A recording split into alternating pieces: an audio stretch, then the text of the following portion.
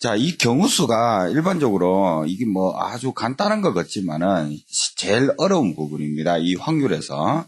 이 어려운 부분인데 이 경우수에 대해서 배우기 전에 용어를 잠깐 정리를 한번 해봅시다. 자, 용어는 말 그대로 뭐 사건이라는 부분하고 뭐 경우수 이 부분을 보겠습니다. 사건이라는 것은 뭘까요?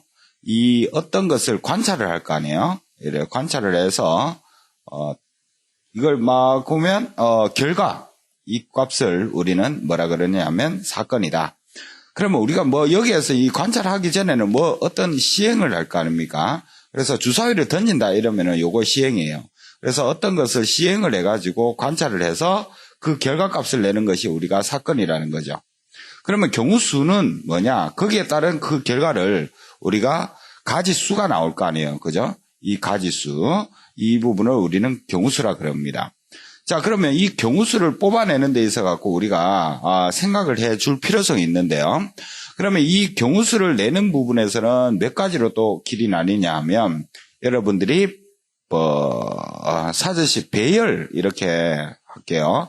배열이라는 부분이 오고 다음에 수형도.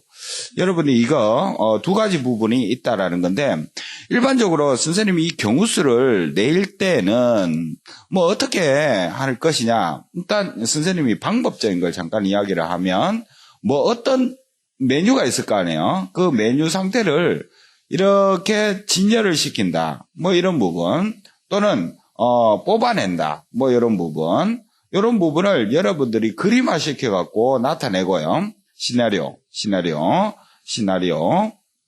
나타내고 거기에 따라갖고 우리가 어떻게 진열할 것이냐, 예? 방법적인 부분들을 여러분들이 거기에 따라갖고 찾아내야 되는 거예요. 그래서 이게 상당히 어려운 부분이 이 경우수를 내는 거다 이 말이거든요.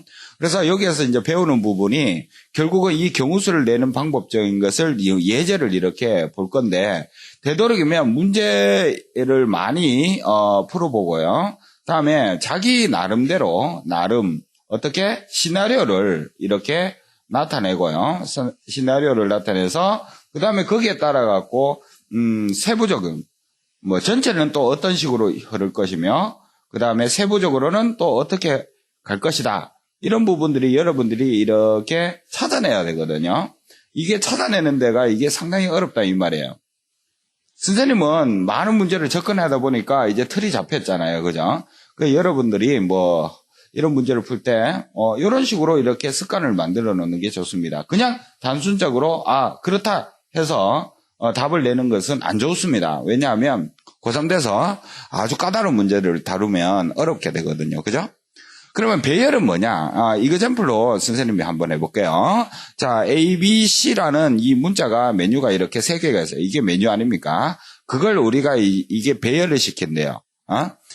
배열을 시키면 어떻게 나올까 이거예요. 그러면 이 배열을 하면 이 세 개 부분을 배열하니까 일단 선생님은 이 세계적인 부분에서 이렇게 먼저 배치를 하고요. 그러면 요 앞부분은 어떤 가지가 들어갈 것이냐. 그리고 여기는 어떤 가지가 들어가고 여기는 뭐가 들어갈 것이냐. 이런 부분이거든요. 그러면 1차적으로 이게 여러분 직관적으로 이렇게 보면은 얘가 뭐 세 가지고 여기는 요 앞에 들어가는 걸 빼니까 두 가지고 한 가지 이렇게 쓰는 경우가 있거든요. 그렇지 말고요. 선생님은 되도록이면 이걸 하나하나씩 이렇게 리스트화 시켜갖고 생각을 하는 것이 여러분 낫습니다. 그러면 A, B, C 또 A 요 바꾸면 C, B 그죠? 또 B로 시작해서 B로 시작하면 A, C 그리고 또 바꾸면 B, C, A 또 C로 시작해서 A, B C로 시작해서 B, A 이런 식으로 6가지를 나타내는 요 습관이 여러분한테 제일 중요합니다. 알았죠? 다시 말하면 노가다 그러죠. 그러면 수영도는 여기 배열을 조금 더 이제 편하게 만든 건데요. 그러면 처음 상태, 중간 상태, 마지막 상태가 있으니까 그 A로 시작을 하면 어떻게 나올까? 요걸 이렇게 다음에 이제 A가 적혀졌으니까 다음에 이제 B, 그 다음에 C, 그죠? 그럼 B가 왔으니까 여기는 C가 와야 되고 얘는 뭐 A, B죠. 이런 상태로 이렇게 쭉 나타내는 게 수형도다 이 말이에요. 됐어요? 그렇게 우리가 나타내는 것이 이 경우수에서 가장 중요한 패턴이다라는 거예요. 알겠죠? 자, 여기에서 이제 경우수 구하는 방법이 있는데요. 방법이 딱 두 가지예요. 첫 번째가 합법칙하고 합. 다음 두 번째가 이제 곱입니다. 그러면 경우수 합이라는 부분은 어떨 때 쓸 것이냐 이 말이에요. 두 사건이 동시에 일어나지 않습니다. 알았죠? 중학교 때 많이 했죠. 두 사건이 동시에 안 일어나요.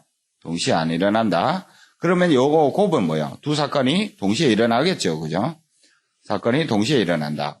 동시에 일어날 때 더하자 또는 곱하자. 이거예요. 알았죠? 그리고 여기에서 합을 나타내는 용어는 또는이라는 말을 많이 써요. A 사건 또는 B 이렇게 또는일 때 합을 쓴다 이 말이에요. 그럼 곱은 어떨 때 쓰느냐? 이거 함께 그리고 이렇게 쓰거든요. 그리고 동시에. 이런 말이 들어가면 전부 다 모두 또 연달아 갖고 일어나는 거 모두 그리고 연달아 일어나는 거 연달아 연속해서 일어나는 거 그런 것들을 곱을 하자 이 말입니다. 자, 이때 또 주의점이 뭐냐면 합인데요.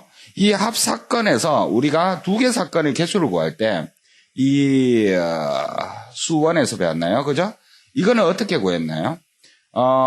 A 더하기 B에다가 어떻게 교집합을 뺐잖아요. 그죠? 그래서 여러분들이 경우수에서 반드시 확인해야 될 것은 각각 경우수를 다 더하지 말고요. 합사건에서는 반드시 뭐가 있는지를 확인해 줘야 되느냐면 교집합 사건이 있는지 확인해 줘야 됩니다. 요거 확인. 아시겠죠? 그런 단계를 우리가 계산을 하자 이 말입니다. 아셨죠? 마치겠습니다. 래핑.